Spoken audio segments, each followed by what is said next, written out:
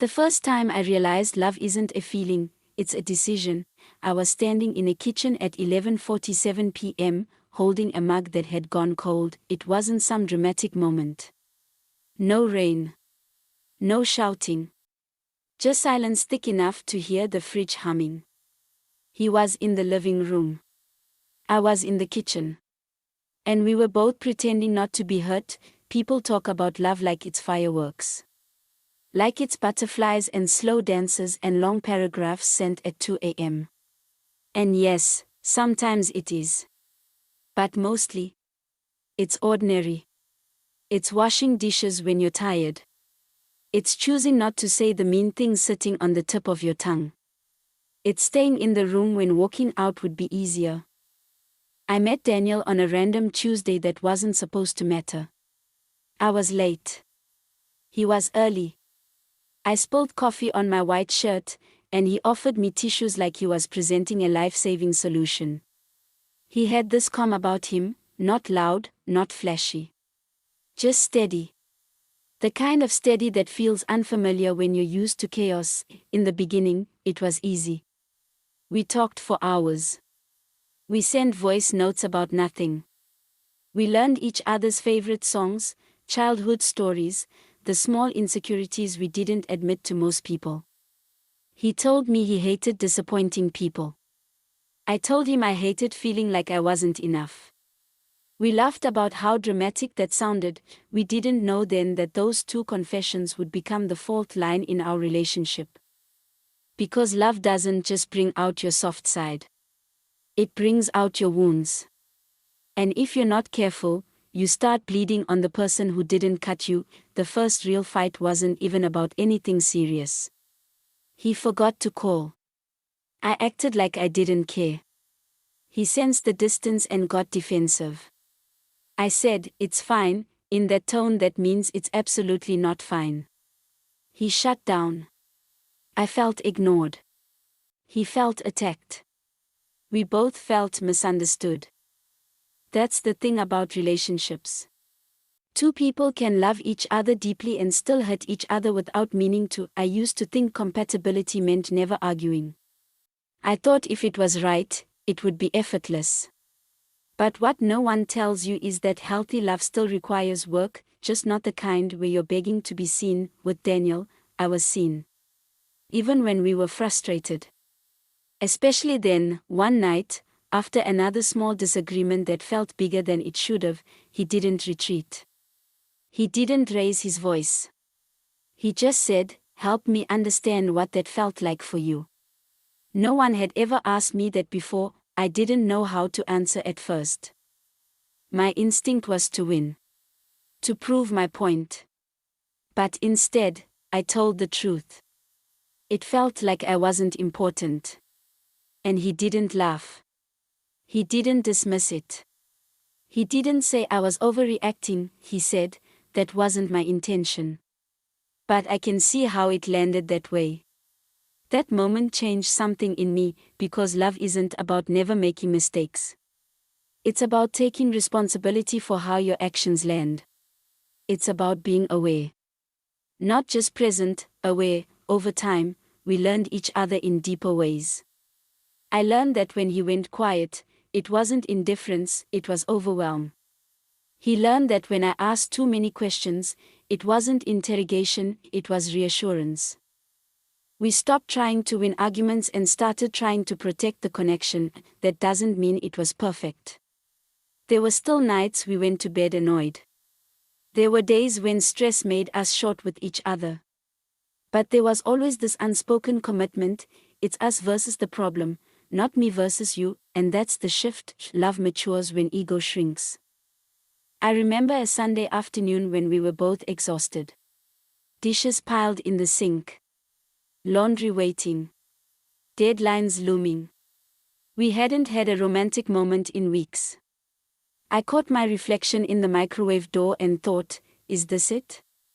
Is this what long-term love looks like? He walked up behind me, wrapped his arms around my waist, and kissed my shoulder.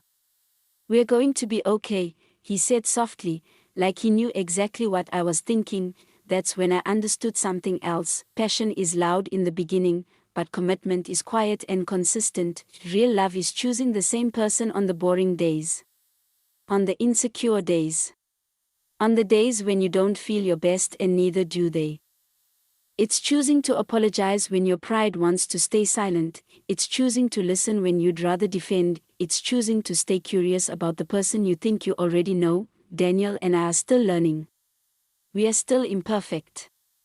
But we've built something that doesn't shake at every misunderstanding, because we decided that love isn't just something you fall into, it's something you build, brick by brick, conversation by conversation, forgiveness by forgiveness, and sometimes, it starts in a quiet kitchen at 11:47 p.m., when two people decide that being right matters less than being together. The night in the kitchen didn't end with a grand speech. It ended with me walking into the living room and sitting beside him on the couch. Not touching. Just close enough to feel the warmth of his arm near mine. "I don't want to fight like this," I said. He nodded. "Me neither." It was simple. Almost underwhelming. But something about the way we said it felt different. It wasn't about who started it. It wasn't about who was wrong. It was about what we were protecting. After that, we began doing something new. When tension crept in, we named it. Not dramatically. Just honestly, "I'm feeling distant. I'm overwhelmed. I need reassurance." At first it felt unnatural, like speaking a language we'd only just started learning. But slowly, it became ours. There was a week when work drained him completely. He came home quieter than usual, answers shorter, smiles tired. The old me would have taken it personally. I would have filled in the blanks with my own fears. "He doesn't care, he's losing interest, I'm too much." Instead, I asked, "Is this about us or about everything else?" He looked relieved. "Everything else," he said. "I just don't have much left at the end of the day." So I stopped demanding energy he didn't have. I sat beside him. Sometimes in silence. Sometimes with my head on his shoulder. It wasn't glamorous. But it was steady, and then there were days when I unraveled. When self-doubt wrapped around my thoughts and made everything feel heavier than it was. I'd overthink a comment. Revisit an old mistake. Question my worth out loud.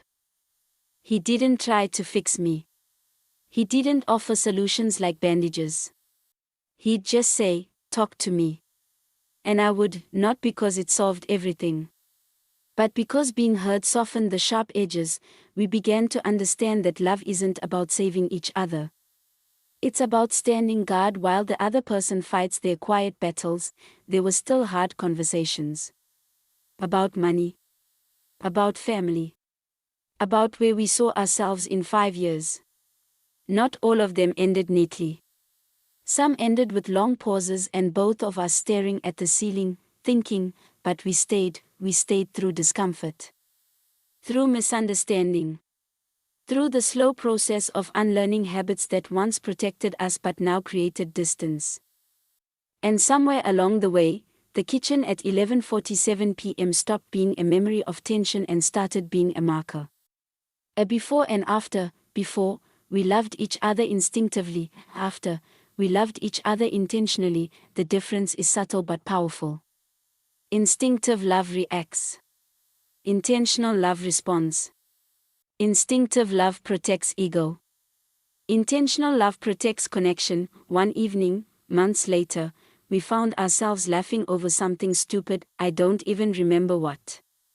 I just remember looking at him and realizing the laughter felt earned. Not because love should be hard, but because we had chosen each other enough times to trust that the joy wouldn't disappear at the first sign of conflict. He reached for my hand absent-mindedly, like it was second nature. And it was. That's the quiet miracle of commitment. It turns effort into instinct. I used to be afraid of routine. Afraid that comfort would mean the spark was gone. But now I see routine differently. Routine is shared grocery lists. It's inside jokes no one else understands. It's knowing how he takes his coffee without asking. It's him knowing exactly when I need space and when I need a hug. It's depth replacing drama, and depth lasts. We still disagree. We still misread each other sometimes. But there's a foundation now. Not built on chemistry alone, but on choice. Daily, sometimes hourly choice. When people ask me how we make it work, I never say it's easy. I say, we keep choosing each other. Even on the days when we're tired, even on the days when we're quiet, even on the days when love feels less like fireworks and more like folded laundry and half-finished conversations, because in the end, that's what holds everything together, not the grand gestures, not the perfect words, just two people, in an ordinary kitchen, deciding again and again, stay. Not because it's easy, not because we're afraid to be alone, but because leaving every time something feels uncomfortable means you never get to see what grows on the other side of discomfort. After that night in the kitchen, staying became less of a question and more of a practice. Not dramatic. Not announced. Just lived. There was a Thursday when we almost slipped back into old patterns. I'd had a long day. Everything felt sharp. His tone. The way he set his keys down. The fact that he asked, "What's for dinner?"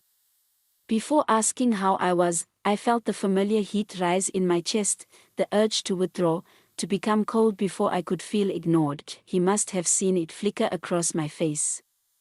"Talk to me," he said quietly, 3 words, and suddenly I had a choice. Pretend I was fine and let resentment build like steam under a closed lid. Or tell the truth and risk sounding dramatic. "I just needed you to ask how I am first," I said. My voice wasn't steady, but it wasn't sharp either. He blinked, then nodded. "You're right. I'm sorry. How are you?" It could have ended there, small and forgettable. But it didn't feel small. It felt like proof. Proof that we were learning. Proof that we were trying. The old version of us would have turned that moment into a 2-day silence. The newer version folded it into the evening like it belonged there. We cooked together. I chopped vegetables. He stirred the pot. The air felt lighter, not because we avoided tension, but because we walked through it without tearing at each other. That's what no one prepares you for. The quiet pride of handling something better than you used to. Growth in relationships isn't glamorous. It's subtle. It's realizing you reacted differently this time. It's noticing that your first instinct is no longer to protect yourself at the other person's expense. Months passed. Seasons shifted. We started talking about bigger things. Where we wanted to live. What kind of home we imagined. Whether we were brave enough to build something that would outlast our fears. Those conversations scared me more than the fights ever did. Fights are temporary, dreams feel permanent. One night, lying in bed with the lights off, he asked, "Are you still scared?" "Of what?" "Of this. Of us." I thought about it. The honest answer was yes, but not in the way I used to be. I wasn't scared of losing him every time we disagreed anymore. I wasn't scared of him leaving at the first sign of imperfection.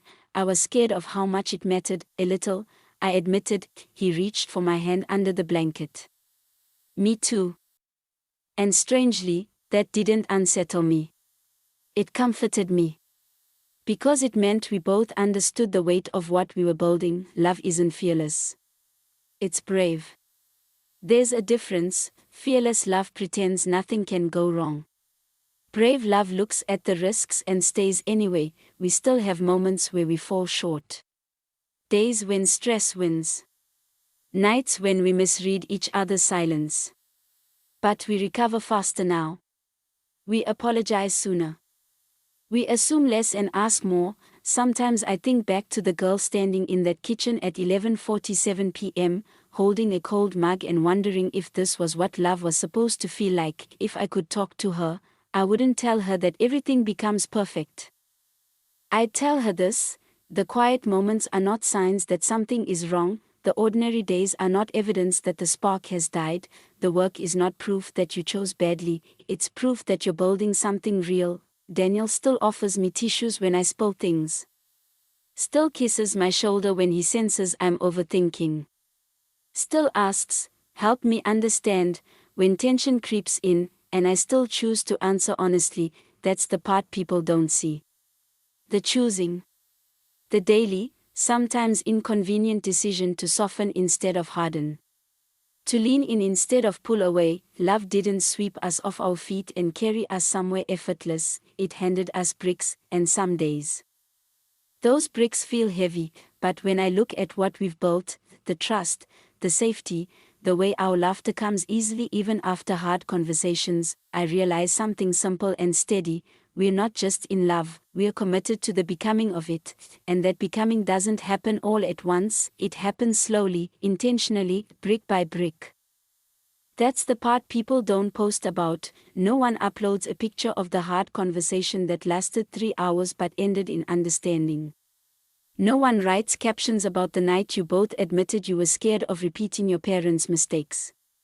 The milestones aren't always anniversaries or trips or big declarations. Sometimes they're quieter, like the first time we disagreed about something important and didn't question the relationship, it was about moving. He got an opportunity in another city, not far, but far enough to shift everything. My job was here. My routines were here. The cafe where the barista knew my order was here. He was excited. I was conflicted, and for a few days, that old fear crept back in. What if this is where we realize we want different lives? What if love isn't enough to bridge ambition and comfort? We sat at the table one evening with notepads like we were negotiating a contract instead of talking about our future. Pros, cons, timelines. What we were willing to compromise on. At one point, I felt tears rising, not because he was forcing me, but because it felt big. Bigger than spilled coffee and forgotten calls. Hey, he said gently, noticing. We are not choosing cities. We are choosing what works for both of us. That mattered. The both of us, in the end, we decided to try it for a year. A decision rooted in curiosity instead of fear. It wasn't about sacrifice. It was about partnership. The move was messy. Boxes everywhere. Takeout containers on the floor because we couldn't find plates. Arguments about where the couch should go. Laughter when we realized we'd assembled a shelf upside down, but somewhere between unpacking books and learning new streets, I felt it again, that steady undercurrent. The sense that no matter where we were, the foundation traveled with us. New places test you. Without familiar landmarks, you lean more heavily on each other. And there were nights when the unfamiliarity made everything feel fragile. Did we do the right thing? I asked once, staring at a ceiling that didn't yet feel like ours. He didn't give a motivational speech. He just rolled onto his side, looked at me, and said, "We'll make it the right thing." That's the difference now. We don't wait for certainty. We create stability through action. Through showing up. Through choosing to adjust instead of escape. I started noticing how love had changed me, softened me in places I used to guard fiercely. I don't keep score the way I once did. I don't catalog every small hurt as proof of something bigger. I pause more. I ask more, and he's changed too. He doesn't shut down as quickly. He names what he's feeling before it turns into distance. He reaches for me instead of retreating. It's not that we don't struggle. It's that struggle doesn't scare us the way it used to. Sometimes, late at night, when the apartment is finally quiet and the city outside hums softly, I think about how easy it would have been to walk away during one of those early misunderstandings.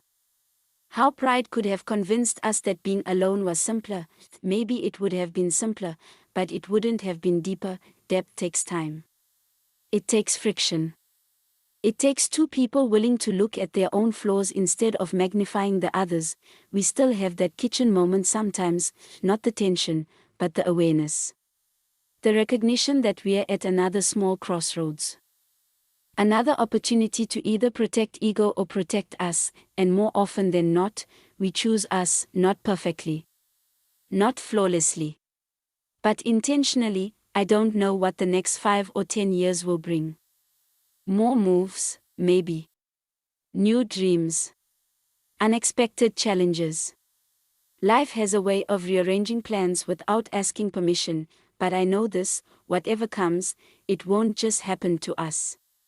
We'll face it the way we faced everything else, side by side, sometimes stumbling, sometimes steady, but always building. Because love, the real kind, isn't a single grand gesture, it's a series of small decisions stacked on top of each other until one day you look around and realize you're standing inside something solid, something you built with your own hands, brick by brick. Sometimes I try to remember the exact moment it stopped feeling fragile. Not perfect, just secure. There wasn't a ceremony for it. No clear line in the sand.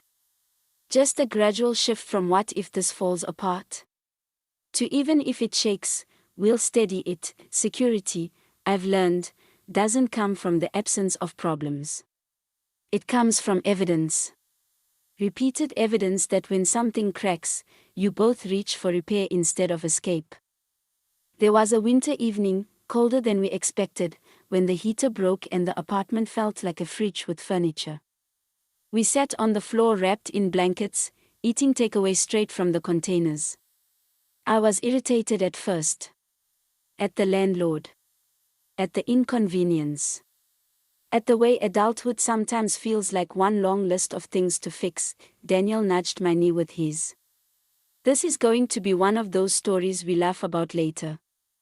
I wanted to roll my eyes. But he was right, and in that moment, shivering and annoyed and tired, I realized something almost embarrassingly simple. It wasn't the comfort of the apartment that made it feel like home. It was him sitting across from me. Making space feel warm even when it wasn't. That's when it clicked: we weren't building a perfect life. We were building resilience. Resilience looks like checking in after a tense conversation instead of pretending it didn't happen. It looks like saying, "I'm sorry I snapped. I was stressed," but that's not an excuse. It looks like asking, "Are we okay?" And meaning it as a bridge, not an accusation. There was a phase where we both felt stretched thin. Work demanded more. Family needed more. Time felt scarce. Romance quieted down to a whisper. Old me would have panicked. New me noticed the difference between distance and distraction. One night, after days of moving past each other like ships with tight schedules, I climbed into bed and said, "I miss you." He turned toward me immediately. "I'm right here." "I know. I just miss us." He exhaled, like he'd been holding the same thought. "Me too." So we made small adjustments. Not dramatic overhauls. Just intentional pockets of time. Phones down during dinner. A walk on Saturday mornings. 5 uninterrupted minutes before sleep where we asked each other something real instead of scrolling. It didn't feel cinematic, it felt grown, and that's the word I keep coming back to. Grown. Our love isn't the rush of the early days anymore. It's layered now.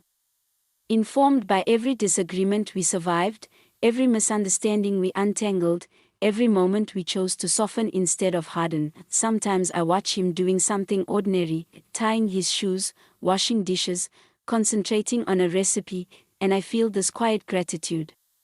Not the loud, overwhelming kind. Just a steady appreciation for the fact that we stayed long enough to see each other clearly. Clarity is underrated. We know each other's triggers now. The tones that sting. The phrases that soothe. The difference between "I'm fine" and "I'm overwhelmed but don't know how to say it," and because we know, we handle each other with more care, not perfectly, but consciously. There are still nights when I lie awake, aware of how fragile life can be. How nothing is guaranteed. Love included, but instead of spiraling, I think about all the evidence we've gathered. The kitchen at 11:47 p.m. The move. The cold apartment. The hard talks. The small apologies. The laughter that returned after tension. We didn't avoid difficulty. We built through it, and maybe that's what makes something solid, not the absence of cracks, but the willingness to mend them. If you ask me now what love feels like, I wouldn't say fireworks. I wouldn't say butterflies, I'd say it feels like a hand reaching for yours in the dark without needing to look. It feels like being known, and staying anyway. It feels like choosing, over and over, the person who chooses you back. And when I think about that girl in the kitchen with the cold mug, I don't see uncertainty anymore. I see the first brick being placed, carefully, intentionally, trusting that if we kept showing up, if we kept telling the truth, if we kept shrinking our egos when they grew too loud, one day we'd look around and realize we weren't just surviving love, we were living inside something we built. And the strange thing about living inside something you built is that you start noticing the details. The corners you rushed. The places that need repainting. The spots that held up better than you expected. Love isn't static. It breathes. It expands. It tightens when neglected. It softens when tended to. There was a night, not dramatic, not catastrophic, just heavy. We'd both had separate disappointments that day. Mine was a rejection email. His was a project that fell through after months of effort. We came home carrying our own quiet bruises. In the past, that kind of weight might have turned into distance. Two people retreating into separate silences. Instead, he sat at the edge of the bed and said, "Do you want comfort or solutions?" I almost smiled. Comfort. So he held me. No speeches. No fixing. Just presence. Later, when it was my turn, I asked the same question. Comfort, he said, his voice lower than usual. So I gave him what I needed earlier, steady arms, no advice. It sounds small. It is small, but small things, repeated often, become structure. We've learned that timing matters. That sometimes love means giving space without withdrawing affection. That sometimes it means leaning closer even when pride whispers not to. There are still moments when old insecurities knock. When I wonder if I'm enough. When he worries he's falling short. But now, those fears don't control the room. They're acknowledged, spoken, and set down gently between us instead of weaponized. I'm feeling insecure today, I'll admit. I've got you, he'll reply, or he'll say, I feel like I'm not doing enough. And I'll answer, you are. I see you. Being seen, consistently, changes you. It makes you braver. It makes you softer in places you once armored. I used to think strength in love meant independence. Not needing too much. Not leaning too hard. Now I think strength looks like interdependence. Two whole people choosing to rely on each other without losing themselves. We've had conversations about the future that feel less like fairy tales and more like blueprints. Finances. Responsibilities. The kind of parents we might want to be someday. The values we want to anchor to when life gets loud. They're not glamorous talks, but they're honest. And honesty is a kind of intimacy people underestimate. Sometimes we sit in comfortable silence, each doing our own thing, and I realize how rare that is, to feel connected without constant reassurance. To not mistake quiet for distance. I think that's when I knew we had crossed into something deeper. When silence stopped being scary, because silence, in the beginning, felt like abandonment. Now it feels like trust. There's a softness in the way he reaches for my hand now, not tentative, not urgent. Familiar. Like he knows I'll be there. Like I know he will. We still tease each other. Still argue about where to order food from. Still get annoyed over small, human things. But beneath all of it, there's this steady undercurrent. We are on the same team, and being on the same team changes everything. It means when one of us stumbles, the other steadies. It means when one of us grows, the other celebrates instead of competes. It means when life shifts, as it always does, we adjust our footing together instead of drifting apart. I don't romanticize it anymore. Not in the exaggerated, cinematic way, I romanticize the ordinary. The grocery runs. The shared playlists. The way he knows I need quiet after a long day. The way I know when he needs encouragement instead of critique. These aren't grand gestures, they're bricks, placed carefully. Daily.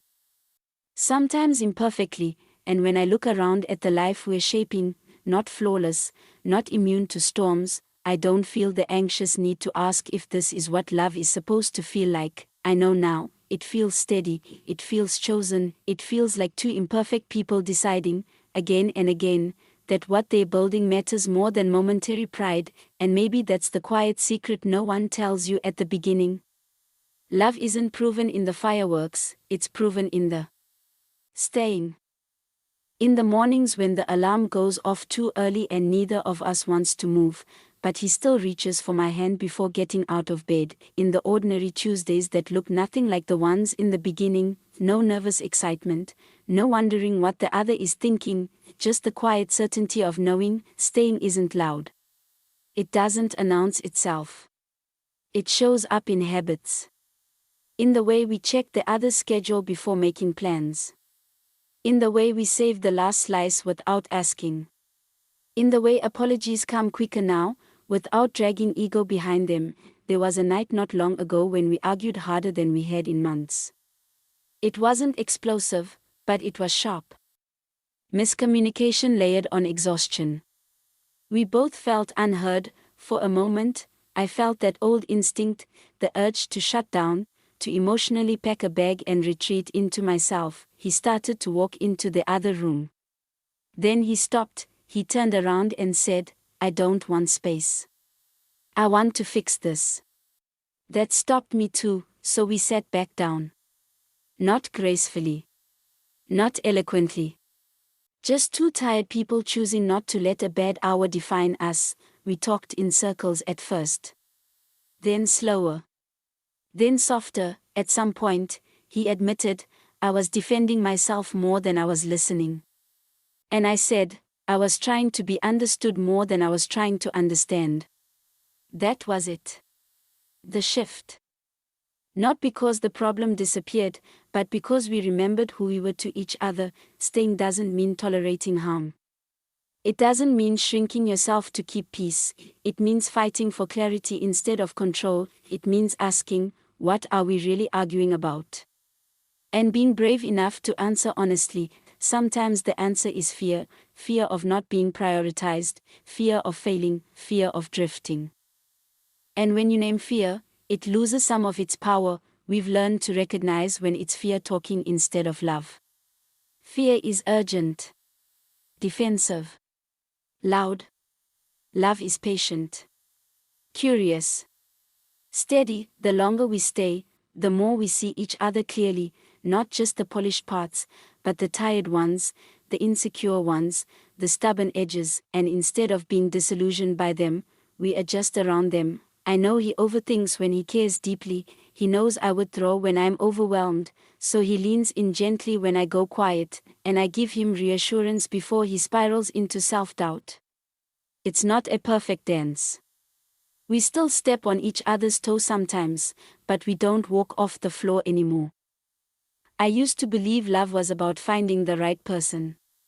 Now I think it's also about becoming the right partner, becoming someone who communicates instead of assumes, who apologizes without keeping score, who listens without preparing a counterargument. Staying has changed me. It has made me more accountable, more patient, less dramatic about temporary storms. It has taught me that depth doesn't arrive all at once. It accumulates. In shared glances. In repaired misunderstandings. In the quiet relief of knowing you don't have to start over every time something feels hard. Sometimes I catch him looking at me like he's remembering the girl from that random Tuesday. And I realize we've both changed since then. Not in a way that erased who we were, but in a way that refined us. We're softer, more aware, less reactive. The staying did that. Not just staying physically. Staying emotionally. Staying present when it would have been easier to check out, and the beautiful, almost surprising thing is this: the more we stay, the lighter it feels, because trust removes the constant need for proof. I don't wake up wondering if he's halfway out the door. He doesn't flinch at every shift in my tone. There's a calm now. Not boring. Not dull. Just grounded, and maybe that's what real love grows into, not intensity, but stability. Not fireworks every night, but a steady flame that doesn't burn out when the wind picks up. When I think about the life ahead, unpredictable, imperfect, full of change, I don't feel the same fear I once did. I feel prepared, not because we have all the answers, but because we've practiced staying, through tension, through growth, through seasons that tested us, and every time we stayed, we added another layer to the foundation, another brick, another reminder that love isn't something that happens to you, it's something you keep choosing, long after the butterflies settle, long after the world quiets down, long after the kitchen clocks read 11:47 p.m. and the mugs have gone cold. And maybe that's the part that surprises me most, how ordinary it all feels now, not ordinary in a dull way. Ordinary in a rooted way. Like the kind of peace you don't notice until you remember what chaos felt like. We still have our moments. Weeks where schedules collide and patience runs thin. Days when one of us forgets to show up the way we promised we would. Love doesn't erase human limitation, but we repair faster now. The other day, I snapped at him over something small, a tone, a comment, something that had nothing to do with the real weight I was carrying. I saw the flicker in his eyes. Not anger. Just hurt. An older version of me would have justified it. Blamed stress. Waited for him to smooth it over. Instead, I paused. Took a breath. That wasn't fair, I said. I am overwhelmed, but you didn't deserve that. He nodded. Thank you. It seems simple. But those two words, that wasn't fair, felt like growth. Like choosing humility over pride. Later that night, he brought me tea without mentioning it again. No punishment. No withdrawal. Just quiet grace. That's what staying has grown into. Grace, grace for bad days, grace for misunderstandings, grace for the fact that we are still learning how to love each other well. Sometimes we talk about the future in softer tones now. Not as a test. Not as a pressure point. Just as something we are shaping together. What do you want our home to feel like? He asked me once. Not look like. Not cost. Not impress. Feel like. Safe, I said. He smiled. Me too. And I realized we've already started building that, not in furniture or floor plans, but in how we speak to each other. In how we handle conflict. In how we protect the space between us. Safety isn't the absence of disagreement. It's knowing disagreement won't threaten connection. There are evenings now where we sit across from each other, sharing stories from the day, and I'm struck by how much history we carry. Not dramatic history. Just layered. Accumulated. Inside jokes that wouldn't make sense to anyone else, references to moments only we remember, glances that say whole sentences. We didn't wake up one day with depth. We earned it. Slowly, and depth changes the way you love. It makes you less reactive. Less desperate for constant reassurance. More willing to sit in silence without assuming the worst. I don't think about what if this ends the way I used to, not because endings are impossible. Life is unpredictable. People change. Circumstances shift, but because we've proven to each other that we don't run at the first sign of discomfort, we lean in, we ask harder questions, we stay at the table, and the more we do that, the more secure it feels. Sometimes I go back to that image, me in the kitchen, holding a cold mug, unsure if this quiet tension meant something was broken. If I could step into that moment now, I'd whisper, this is part of it, this is where you learn, this is where you decide, because love isn't sustained by intensity. It's sustained by intention, by the daily choice to speak kindly, to listen fully, to forgive honestly. We're not perfect at it. We probably never will be, but we're committed to the process, and that commitment has softened the sharp edges of fear. It has turned conflict into conversation. It has turned uncertainty into collaboration. We didn't build something flashy. We built something steady, and steady doesn't mean stagnant. It means grounded. It means when life shifts, as it inevitably will, we won't crumble at the first crack. We'll notice it. We'll talk about it. We'll patch it together, because after all this time, after all the small decisions and quiet repairs, I understand something I didn't that night in the kitchen. Love isn't just about staying when it's hard, it's about staying curious, staying accountable, staying open, and choosing, again tomorrow morning, the same person you chose today. That's the part that feels sacred now, not the grand milestones. Not the big announcements. Just the quiet rhythm of waking up beside someone and deciding, without ceremony, I'm still here. There's something humbling about that kind of love. It strips away performance. There's no audience. No applause. Just two people brushing their teeth side by side, making coffee, stepping into another day with the same promise tucked quietly between them. We've stopped asking, "Are we good?" In anxious tones. Now it sounds different. Softer. "We're okay," he'll say sometimes, not as reassurance, but as recognition, and we are, not because we don't get tired, not because we don't disagree. Not because we've mastered love, but because we've practiced it. There's a difference. The other night, we found ourselves back in a kitchen late again. Not 11:47 p.m. exactly, but close enough that the world felt quiet. I was rinsing a mug. He was leaning against the counter, talking about something small, a story from work, a joke someone told. I caught myself watching him mid-sentence. The way his hands move when he explains something. The slight crease between his eyebrows when he's focused, and it hit me, not like fireworks, not like a cinematic swell of music, just a steady warmth. This is what we built, not perfection, not constant intensity, not a love free of effort. But a love that knows how to return to itself. He noticed me staring. "What?" he asked, half smiling. "Nothing," I said. Then, after a pause, "I'm just glad we stayed." He didn't answer right away. He stepped closer instead, wrapped his arms around me the way he did that Sunday afternoon months ago, and rested his chin lightly on my shoulder. "Me too," he said. And in that small, ordinary moment, I felt the full weight of what that meant. We stayed through misunderstandings, through insecurity, through growth that required honesty, through fear that could have pushed us apart. We didn't always get it right, but we kept getting back to each other. That's the ending people don't talk about, because it's not really an ending at all. It's a continuation.